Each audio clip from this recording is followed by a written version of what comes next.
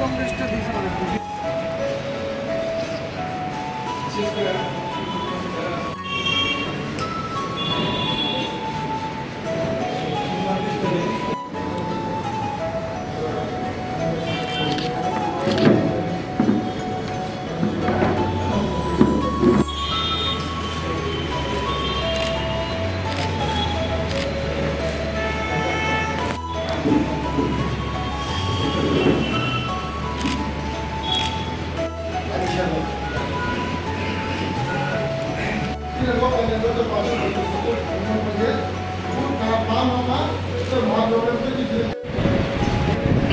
অতি সম্প্রতি দুটি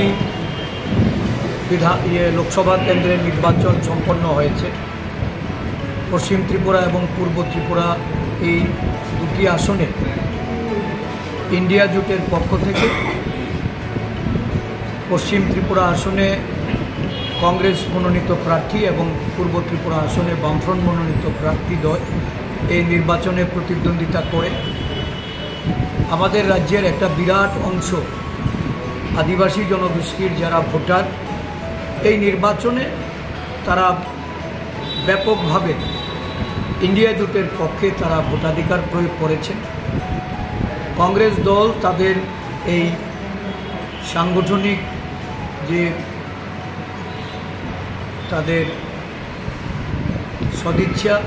বা তাদের যে সমর্থন এই দলের পক্ষে তারা যেটা বিগত নির্বাচনের কাজে আমরা যেটা উপলব্ধি করেছি, আমাদের সংগঠনের পক্ষ থেকে আদিবাসী কংগ্রেসকে শক্তিশালী রূপে ময়দানে একটা দীর্ঘদিন থেকেই সাংগঠনিক প্রক্রিয়ার মাধ্যমে আমরা ধারাবাহিকভাবে কাজ করে চলেছি। আজকেও আমাদের আদিবাসী কংগ্রেস মানে এসটি ডিপার্টমেন্টের যে মিটিং, এই মিটিংয়ের মাধ্যমে নির্বাচনোত্তর যে ভূমিকা আদিবাসী জনগোষ্ঠীর মধ্যে আমাদের সংগঠন বৃদ্ধির লক্ষ্যে এবং আগামী দিন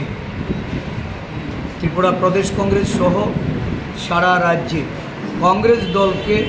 শক্তিশালী রূপে পরিগণিত করার জন্য আমাদের উপজাতির নেতৃত্ব এক বলিষ্ঠ ভূমিকা গ্রহণ করে তারা আদিবাসী কংগ্রেসকে এগিয়ে নিয়ে যেতে চায়।